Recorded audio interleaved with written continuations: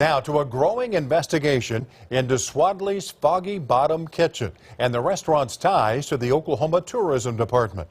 A House Special Committee will now investigate the now canceled contract alleged to have led to millions of dollars in taxpayer dollar waste. And a newly released State Fire Marshal Report revealing troubling allegations on the restaurant's renovations. News 4's Natalie Clydesdale begins our coverage and joins us now live with more. Natalie.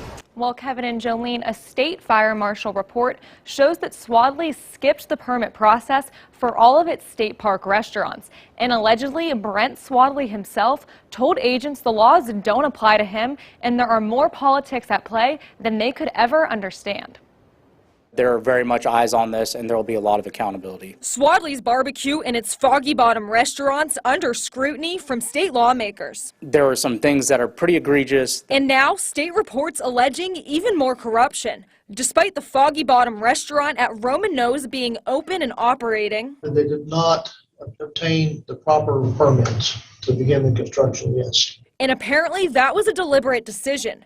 According to the August 2020 report, the vice president of Swadley's Barbecue told the agent no permits had been applied for and they didn't submit plans on this restaurant or any of the other restaurants recently opened at state parks. The public expects when they go to a public building, to a business, they expect it will be safe. But while there, the agent found several life safety issues, including decor blocking certain emergency lights and sprinkler heads, the fire alarm in trouble mode, and deep frying appliances installed without proper system review. What we didn't have is documentation and verification that everything was properly installed. If people totally disregard the state adopted minimum code, they could be putting the public at risk. The agent filing a formal complaint for violations, including details of a call from owner Brent Swadley himself, allegedly saying, "This is bigger than you and there are more politics at play here than you could ever understand.